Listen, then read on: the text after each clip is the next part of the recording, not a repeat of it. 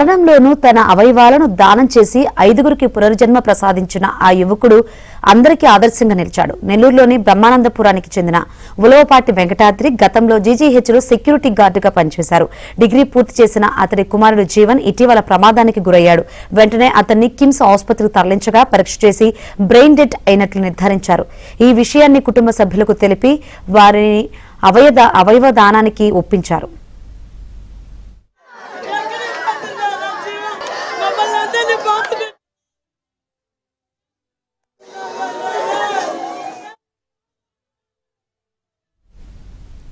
జీవన్ దాన్ సంస్థకు సమాచారం ఇచ్చి ఆ సంస్థ సూచనల మేరకు జీవన్ గుండెను తిరుపతిలోని పద్మావతి చిల్డ్రన్ హార్ట్ సెంటర్కు, ఊపిరితిత్తులను చెన్నై అపోలో ఆసుపత్రికి, లివర్ను కర్నూలు కిమ్స్ కు తరలించారు. కిడ్నీలను నెల్లూరు కిమ్స్ ఆసుపత్రిలోని బాధితులకు అమర్చనున్నారు.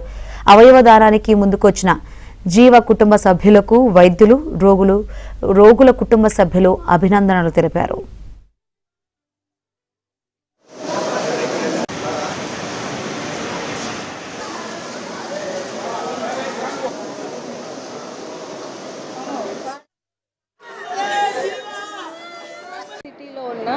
ఉలవపాటి జీవన్ కుమార్ అనే అబ్బాయి బైక్ యాక్సిడెంట్లో బ్రెయిన్ డెత్ అయిన తర్వాత వాళ్ళ పేరెంట్స్ అందరూ ఒప్పుకొని, వాళ్ళ ఫ్యామిలీ అందరూ ఎంతో సహృదయంతో ఒప్పుకొని, అబ్బాయి 24 ఏండ్లే అయినా చాలా గొప్ప అదృష్టవంతుడయ్యాడు.